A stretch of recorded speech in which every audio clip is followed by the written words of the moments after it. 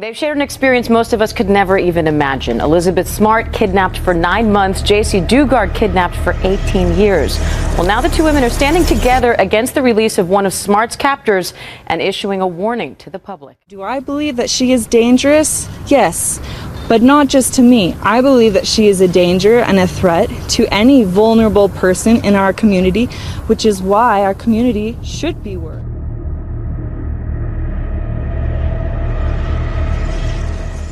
On a June morning in 1991, an 11-year-old girl vanished from Meyers, California, taken from her school bus stop in broad daylight, and the man who kidnapped her should have already been in prison. Instead, he was parked at an 11-year-old girl's bus stop with a stun gun in his hand. 10 seconds. That's how long it took. Her stepfather saw it happen from his own yard, grabbed a bicycle, and chased the car until his legs gave out and it vanished around a bend. For 18 years, nobody knew where she was. But here's what makes this case so concerning, because the man who took her wasn't a stranger to police. He was a convicted kidnapper, out on parole, and the woman he'd already abducted once personally warned the government he would strike again.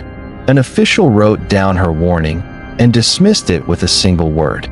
For the next 18 years, parole officers visited this man's house roughly 60 times, but never noticed anything wrong. And the child half the country was searching for was just 20 steps away, behind a fence not one of them bothered to walk around. In the end, it took 2 campus employees at a university, with no warrant, no case file, no forensic tools. Exactly 2 days to do what the entire system failed to do in 18 years. While her family searched, prayed, and refused to give up hope, a little girl spent her entire childhood waiting behind a fence only a few hours from the people looking for her. This is the story of Jaycee Dugard, the girl who went missing at the bus stop, the man the government set loose, and the 60 chances it wasted. And it ends in an interrogation room, where a 29-year-old woman is finally asked her real name. This is Missing Hour, where the cases the system buried get dug back up. If that's why you're here, subscribe so you don't miss the next one, and drop a comment with where you're watching from. Thank you. In September 1990, the Dugard family made a decision thousands of parents make every year. They left Southern California and moved to Meyers, a mountain community of about 5,000 people outside South Lake Tahoe, tucked into the pines of the Sierra Nevada. They moved because they believed it would be a safer place to raise their kids. Terry Probin worked as a typesetter. Her husband, Carl Probin, was Jaycee's stepfather.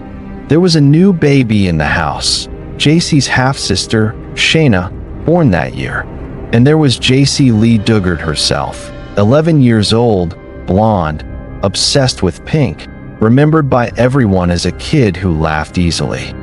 Her biological father, Ken Slayton, didn't even know she existed, a detail that will matter when investigators start looking for suspects. It's the summer of 1991. Troops are coming home from the Gulf War. In Meyers, kids still walk to the bus stop alone. The Dugards had moved to the safest town they could find. But the danger was going to drive in from 168 miles away, and it had been hunting for a long time. Years later, investigators would seize home videos from a house in Antioch, California, footage recorded between 1989 and 1993.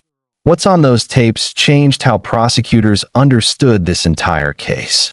The videos show young girls playing at public parks. Behind the camera were Philip and Nancy Garrido.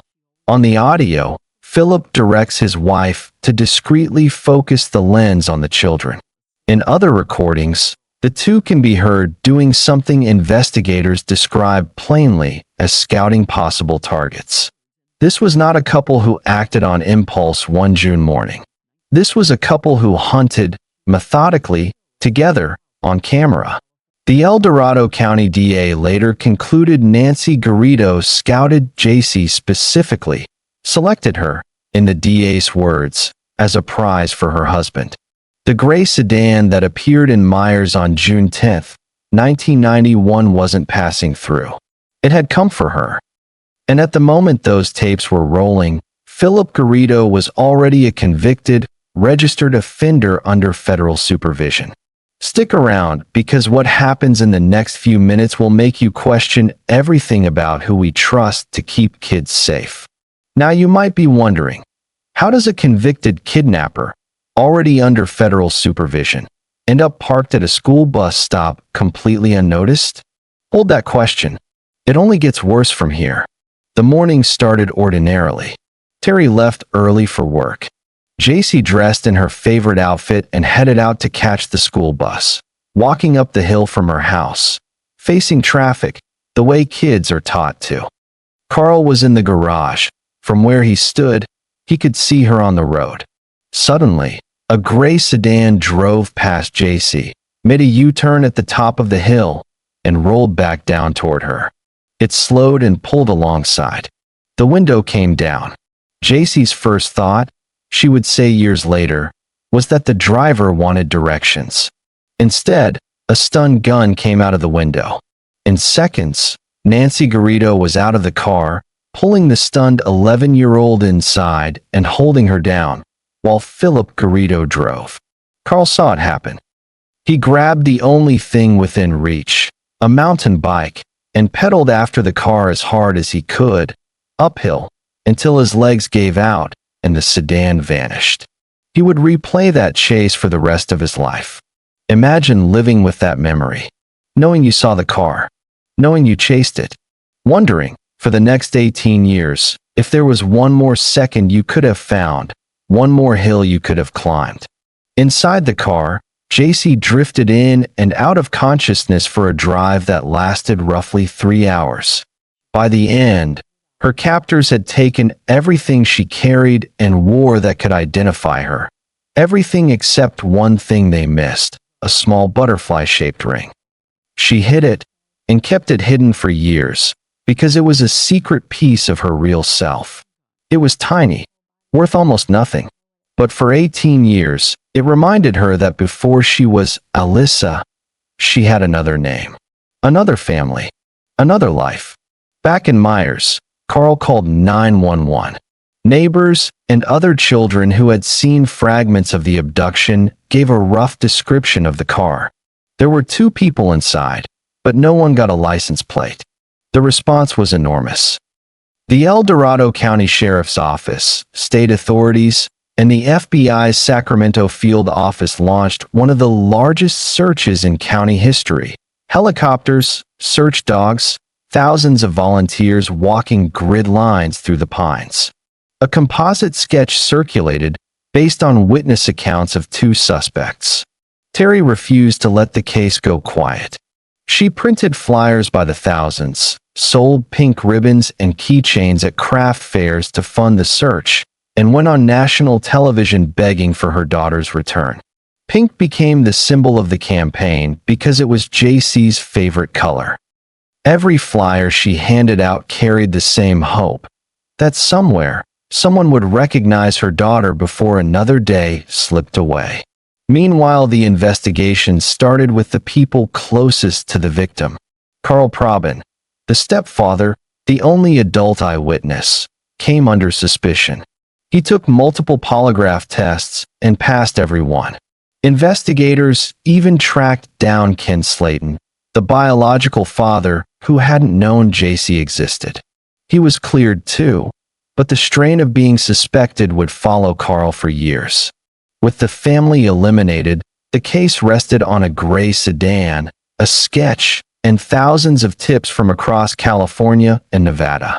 Every lead was chased, and the search radius told its own quiet story. Investigators focused on the Tahoe area and neighboring Nevada, the logical geography for a local abduction. But the trail never extended west to Contra Costa County. It never reached Antioch, which is exactly where the gray sedan had gone. So who was he? And more importantly, why wasn't he still behind bars, right where his first sentence said he'd be? Philip Craig Garrido grew up in Brentwood, California, an ordinary kid, by his own father's account, until a serious motorcycle accident in his teens. His father said his son changed radically after that crash. Heavy drug use followed. By 1972, Garrido was facing accusations involving a teenage girl in Contra Costa County. The case never went to trial. Then came November 22, 1976. Near South Lake Tahoe, the same community he would return to 15 years later, Garrido abducted a young woman named Catherine Callaway Hall. He had planned it methodically for weeks and told police it was his second kidnapping attempt that day. He drove Hall across the state line to a warehouse in Reno he had rented and prepared in advance. She was held there for over 5 hours and survived because a passing police officer noticed something wrong and intervened. Because Garrido carried his victim across state lines, prosecutors charged him federally and in Nevada state court. The federal sentence alone was 50 years. On paper, he was imprisoned until deep into the 21st century. While serving that sentence at Leavenworth Penitentiary in Kansas, Garrido met a nursing aide named Nancy Bocanegra, visiting her uncle, who was another inmate. They married inside the prison in 1981. In 1988, after just 11 years, Garrido was released on federal parole and moved with Nancy into his mother's house on Walnut Avenue in Antioch. Here is the warning the system threw away. Catherine Callaway Hall learned of his release and personally contacted his parole officers to say he was dangerous and needed close watching. The response, recorded in his own file, dismissed her concerns as the hysteria of a victim and concluded electronic monitoring would be too much of a hassle. Looking back now, that single word feels impossible to read. Not because Catherine Hall was wrong, but because she was exactly right. 3 years later, a gray sedan made a U-turn on a hill in Meyers. From the street, 1554, Walnut Avenue looked like any aging suburban home. Behind it, concealed by a 6-foot fence, overgrown trees, and tarps, Garrido had built a second, hidden yard, tents, sheds, and outbuildings no visitor ever saw. That hidden space became Jaycee's entire world. Seasons changed outside that fence. Summers became winters. Birthdays came and went. Entire school years passed. The outside world kept moving while Jaycee's world stopped. For the first year and a half, she was kept locked in a soundproof shed. For the first 4 years, she did not leave the backyard at all. No school, no doctor, no contact with anyone but the Garridos. They gave her a new name, Alyssa. Over 18 years, the crimes against her there would fill a 29-count felony indictment. In 1994, at 14, Jaycee gave birth to a daughter in the compound, with no doctor and no hospital. But since Nancy Garrido was a former nursing aide, she handled the delivery. In 1997, at 17, Jaycee gave birth to a second daughter the same way. Neither child was ever registered. No birth certificates, no school enrollment, no legal record they existed. The girls grew up believing Nancy was their mother, and Jaycee was their older sister. If you're picturing Nancy as a passive bystander, the record says otherwise. When Philip was briefly taken back into custody in the 1990s for failing a drug test, Nancy ran the captivity alone. Philip's control wasn't only physical. He built a psychological cage, isolation, dependence, and a delusional religious worldview. He claimed to hear the voices of angels and cast himself as a man on a divine mission. Inside that fence, his reality was the only one on offer. Jaycee later wrote that becoming a mother changed everything. She now had 2 reasons to survive. Whatever Garrido wanted to take from her, he couldn't take that. Every decision she made afterward was measured against one question: how do I keep my daughters alive? So how does this go undetected for 18 years with a convicted, registered, federally supervised offender? The answer is the most damning part of this story. Philip Garrido was never off the radar. That's what separates this case from almost every other long-term abduction in American history. He was on the radar the entire time. As a parolee, Garrido was subject to home visits, and he received them. Over roughly a decade of state supervision, agents visited his house about 60 times. They spoke with him, noted compliance, and left because they found nothing unusual. Not one visit included a full search of the property. The district attorney's later report put it in one devastating sentence. Had agents searched the residence, they would have found her. 60 opportunities. 60 times someone stood on that property. 60 chances to save an 11-year-old girl who was still waiting to be found. The failures didn't stop at the fence line. One of the seized videos, recorded in 1993, 2 years into Jaycee's captivity, shows Nancy luring another young girl into the couple's van, sweetly coaxing her to perform gymnastics for a camera Philip had set up. They weren't just holding one victim behind their house. They were still hunting, while under active supervision. Meanwhile, the deception grew almost casual. In later years, Garrido ran a printing business from the property, and Jaycee, as Alyssa, worked in it, designing materials and emailing clients. A missing child the FBI had searched 2 states for was answering business emails from the backyard. Then came 2006, the chance that should have ended it. A neighbor called 911 to report that people, including children, appeared to be living in tents behind Garrido's house. An officer responded, spoke with Garrido in the front yard, warned him about a possible code violation, and left without entering the backyard. Unaware he was standing at the home of a registered sex offender on parole for abduction. Nothing followed. The sheriff's office later publicly acknowledged the failure. In 2008, after further concerns, investigators visited again, but nothing was found. Why did this keep happening? The DA's post-case review named the enablers directly, the psychiatric professionals whose evaluations kept clearing him, experts who listened to what Garrido told them and ignored the record of what he was. He played them for years, and their reassurances flowed into his file while a kidnapped child raised 2 daughters behind his house.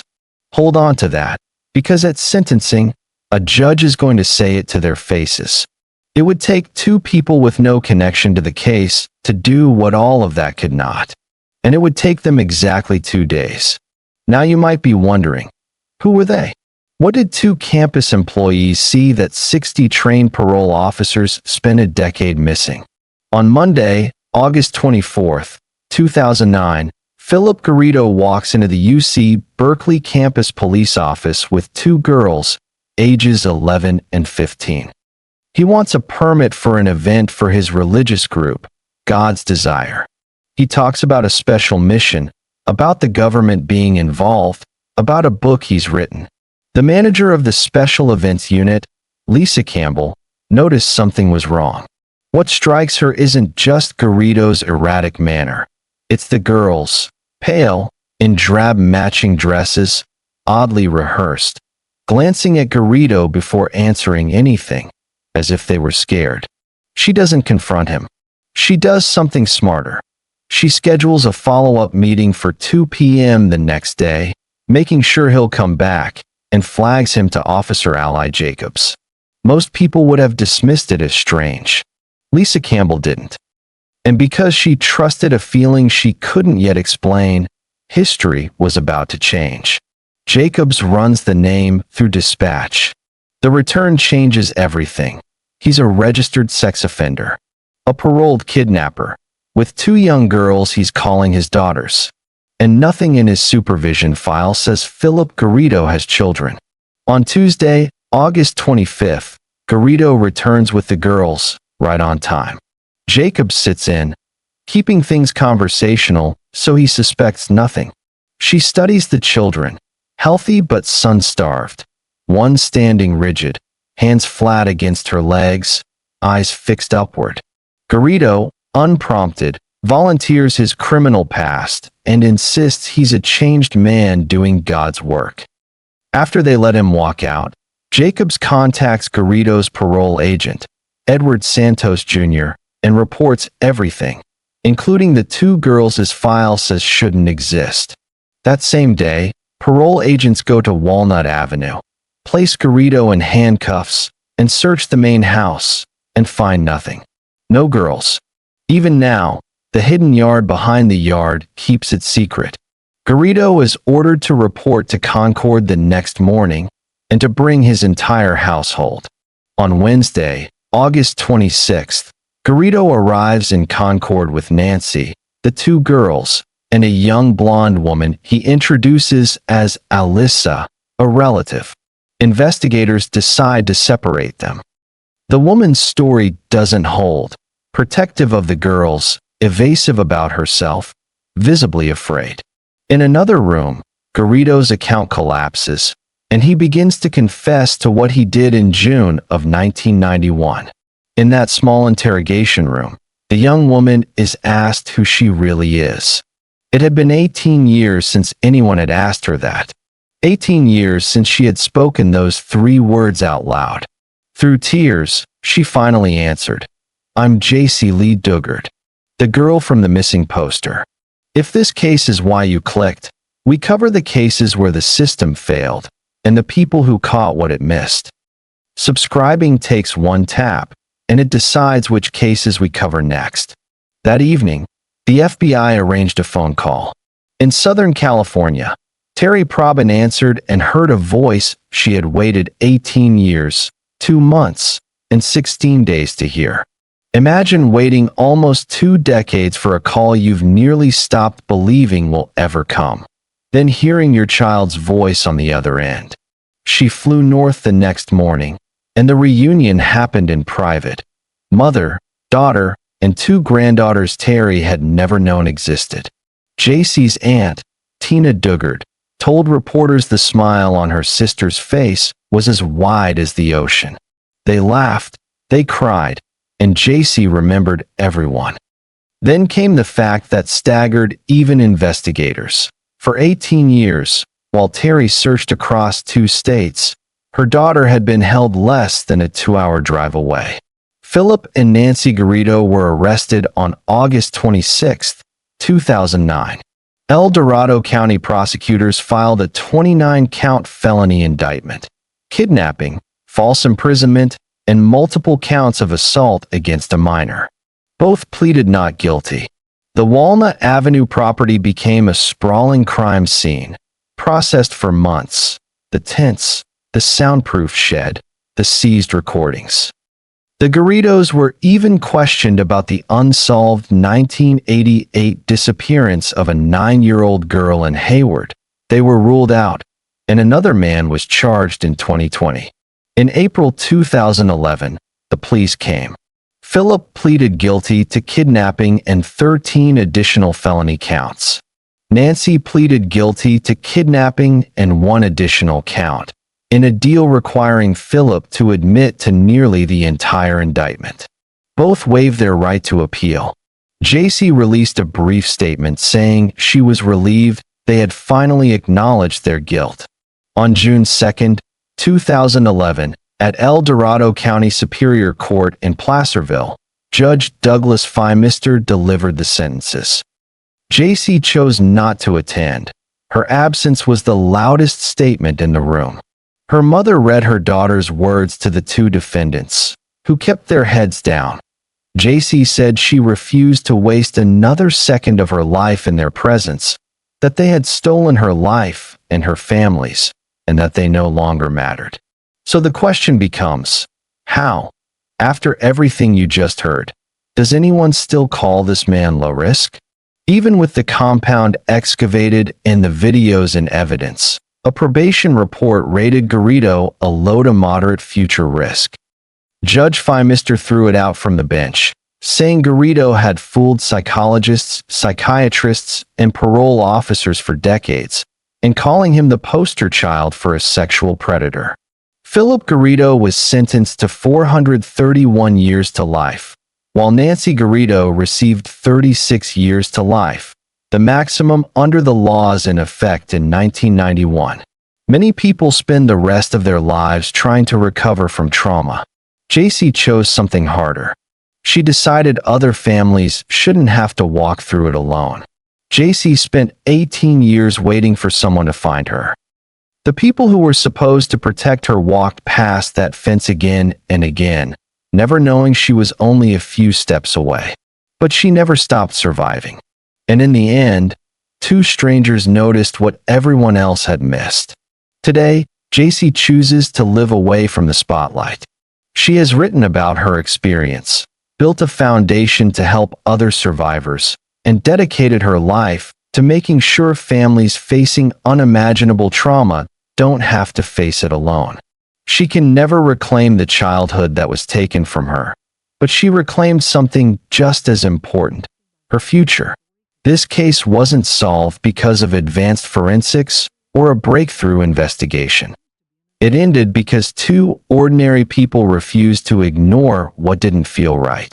Sometimes the smallest decision, to ask one more question, to make one more phone call, to look one more time, can change someone's entire life. For Terry Probin, the wait lasted 18 years, 2 months, and 16 days. Every birthday, every Christmas, every empty chair at the dinner table ended the same way, with hope that tomorrow might be different. Then, one ordinary phone call ended 18 years of waiting. If there's one lesson this case leaves behind, it's this: never ignore the voice telling you something isn't right. You don't have to prove it. You only have to report it. That one call could be the reason someone finally comes home. Thank you for watching Missing Hour. If this story stayed with you, subscribe for more cases where overlooked details changed everything. Share this video with someone who believes paying attention matters. And if there's a case you'd like us to cover next, let us know in the comments.